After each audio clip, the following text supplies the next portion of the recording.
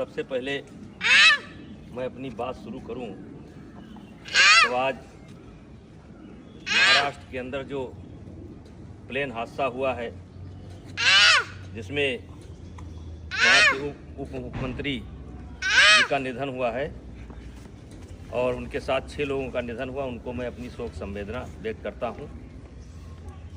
आज कई दिनों से यूजीसी पर एक विवाद हो रहा है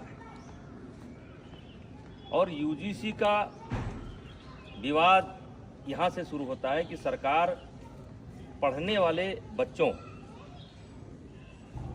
के बीच में जो सवर्ण बच्चों के द्वारा कभी कोई घटना घट जाती है उसको लेकर के दलित और ओबीसी बच्चों के संरक्षण के लिए एक कानून लेकर के आई है, जिसके कारण बड़ी भ्रामक स्थिति हो गई है और आज देश में बड़े पैमाने पर विरोध हो रहा है।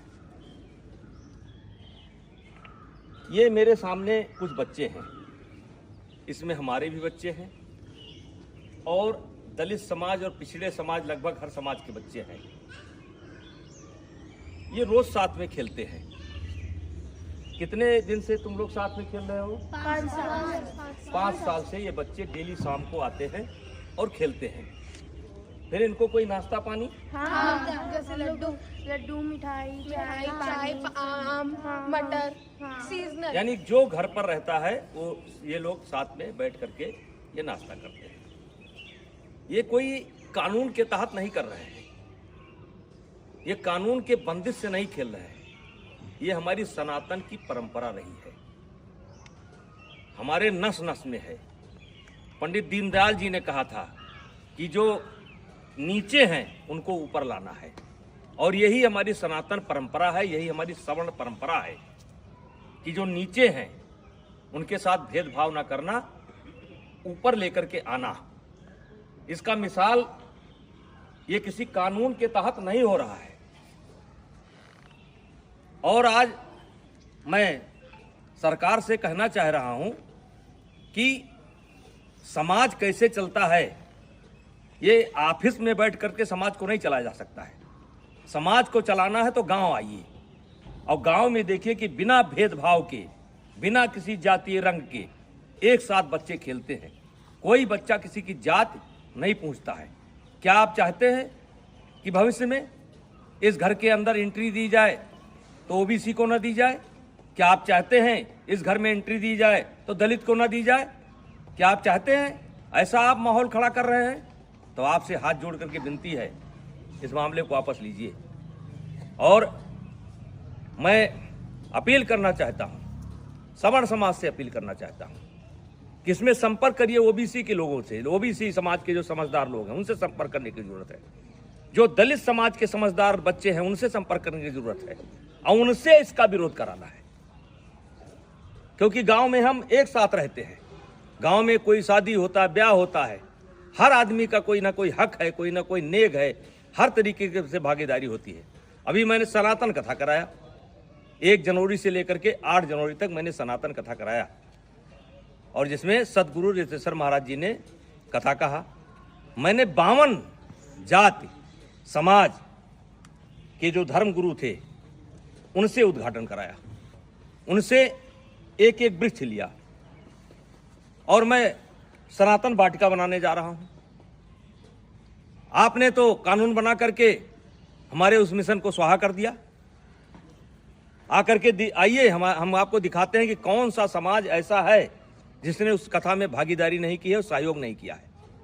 तो ये कोई नई परंपरा नहीं है, ये हमारी सनातन परंपरा है, ये हमारी परंपरा रही है। इसमें कानून की कोई जरूरत नहीं है। हाँ, कोई बच्चा गलती करता है जो क्षमा करने योग्य नहीं है तो उसको आप सजा दीजिए। यदा कदा घटनाएं घट जाती हैं, सजा दीजिए, उसमें कोई विरोध नहीं है। लेकिन ये जो कानून है ये समाज में टकराव पैदा करेगा और इसीलिए आज कई दिन से मेरे ऊपर दबाव पड़ रहा था, बोलो बोलो बोलो। हमने कहा हम गांव में जाकर के बोलेंगे। ये बच्चों को मैंने जानबूझ करके इकट्ठा नहीं किया है, इसमें हर जात समाज के बच्चे हैं और एक रोज की बात नहीं, रोज खेलते हैं। और ऐसा केवल यही नहीं है, हर गांव में है, हर गांव में कोई क्रिकेट खेल रहा है, कोई कबड्डी खेल रहा है, कोई खो खो खेल रहा है, एक साथ पढ़ते हैं। वैसे भी इसके पहले आपने कानून बनाए, दलितों के ऊपर अत्याचार ना हो इसके लिए कानून बनाए। क्या दलितों के ऊपर अत्याचार रुक गया? महिलाओं के साथ अत्याचार ना हो उसके लिए कानून बनाए आप, क्या वो रुक गया? दहेज के नाम पर कानून बनाए आप, क्या वो रुक गया? रुका नहीं, दुरुपयोग ज्यादा होता है। जहां ऐसे कानूनों की समीक्षा की बात होनी चाहिए, अब पता नहीं किस मंशा से अधिकारी बैठ करके ऑफिसों में निर्णय ले लेते हैं। अब वो चाहते हैं कि ये बच्चे अगर दोस्ती करें तो जात देख करके करें, वर्ग देख करके करें। तो मैं इस कानून के पूर्णतः विरोध में हूं। अगर जरूरत पड़ेगी तो आंदोलन होगा, लेकिन आंदोलन में केवल क्षत्रिय नहीं होंगे, सनातन धर्म के मानने वाले सब होंगे, दलित भी होंगे, पिछड़े भी होंगे। ऐसे कानून की जरूरत नहीं है जो कानून हमको बांटता हो।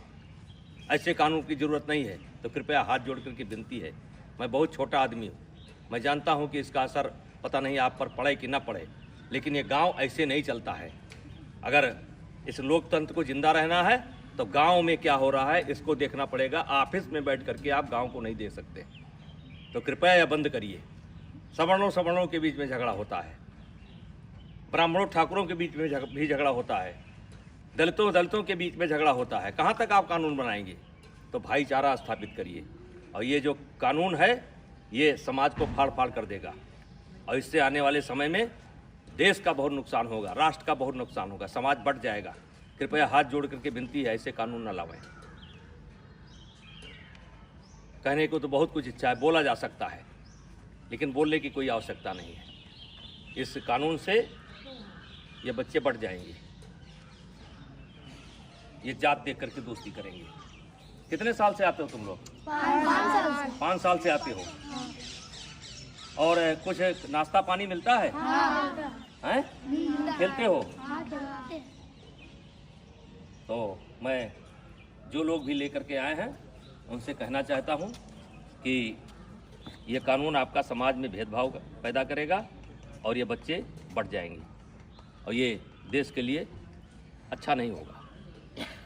और मैं इस कानून में, वैसे मैं एबीपी का बयान देख रहा था, संतुलन की बात की गई है। इस कानून में संतुलन नहीं है। आपने एक पक्ष को अपराधी बना करके खड़ा कर दिया है, और वकील का भी मौका नहीं दिया कि इनका वकील कौन होगा। तो जो गलत करता है उसको सजा मिलनी चाहिए, चाहे क्षत्रिय समाज का हो, चाहे ब्राह्मण समाज का हो, चाहे किसी समाज का हो, वो सजा का हकदार है। उसका कोई समर्थन नहीं करेगा, हमारा कोई समाज समर्थन नहीं करेगा। लेकिन आप ये बच्चों में भेदभाव मत पैदा करिए, स्कूलों में भेदभाव मत पैदा करिए। और मैं फिर अपील करना चाहता हूँ दलित समाज के बच्चों को, जो पढ़े लिखे बच्चे हैं उनको अपील करना चाहता हूँ, ओबीसी समाज के बच्चों को अपील करना चाहता हूँ। ये देश हम सबका है, और इस देश में सौहार्द बनाए रखना हम सबकी जिम्मेदारी है। तो कृपया ऐसे कानून का समर्थन न करें। धन्यवाद।